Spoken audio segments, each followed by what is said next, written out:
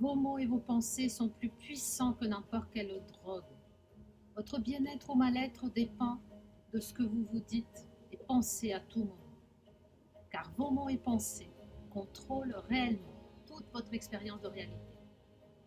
Ainsi, si vous voulez contrôler votre réalité, vous devez contrôler vos mots et pensées limités par vos croyances. Les pensées et paroles négatives sont comme des balles tirées contre votre cœur. Vous seulement avez le pouvoir de les arrêter. Alors arrêtez-les. La Sainte Trinité avec laquelle on s'est incarné sur terre, et bien la voilà. L'ego enflammé ou les croyances. Les Saint-Esprit ou bien votre imagination. L'énergie source ou bien votre âme.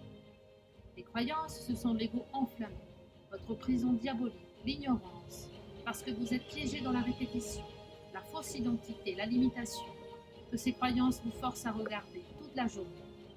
L'imagination, c'est le Saint-Esprit, et seule votre imagination peut ajouter de la nouveauté ou de la créativité à n'importe quel monde, interférant ainsi avec la programmation répétitive, automatisée de vos croyances, afin de libérer votre conscience d'une vie de vieillesse, d'ennui, de confusion, de répétition, de limitation, de séparation, de souffrance et d'ignorance. L'âme est infuse de l'énergie de Dieu, de l'énergie divine, de l'énergie source. Et le Saint-Esprit, qui est votre imagination, vous prépare et vous livre au maître divin de votre propre âme, en tant que source créatrice et rêveuse. Vous ne pouvez pas passer directement de l'état de croyance à celui de la fréquence source de l'âme, car la différence de vibration est trop grande. Votre âme doit d'abord s'habituer à des vibrations plus élevées. Ainsi, la source envoie l'Esprit Saint, votre imagination pour vous sauver du diable. À savoir, la source vous envoie votre propre imagination illimitée via l'Esprit Saint pour vous sauver de vos propres croyances limitées, c'est-à-dire de l'ego. Alors lâchez vos croyances et vos peurs. N'allez pas chercher la stabilité chez un partenaire ou une relation. N'allez pas chercher la stabilité dans un emploi ou un compte en banque. Car si nous dépendons de quelque chose ou de quelqu'un dans notre monde extérieur pour nous apporter une stabilité permanente, nous allons constamment vivre dans la peur de perdre notre sécurité.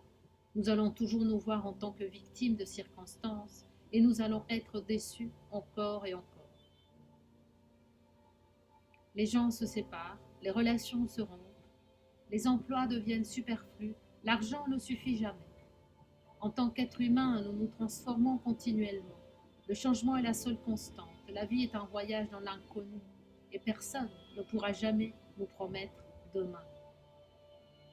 Nous devons devenir tellement habilités dans notre souveraineté personnelle, si solides dans notre force intérieure, tellement ancrés dans notre vérité individuelle, si fluides dans notre flexibilité, si détachés dans nos pensées et confiants en notre divinité, si stables en nous-mêmes, que nous savons que nous sommes capables de reconstruire après tous les tremblements qui fracturent nos fondations. Nous savons que nous pouvons avancer sans crainte, quels que soient les tsunamis qui chavirent notre bateau.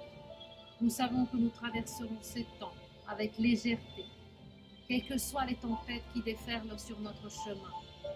Et nous savons sans aucun doute que personne ni rien détient le pouvoir de nous déraciner de notre stabilité intérieure et encore moins de notre connexion en Wi-Fi d'avec notre esprit mastigateur d'une vie abondante et en constante évolution.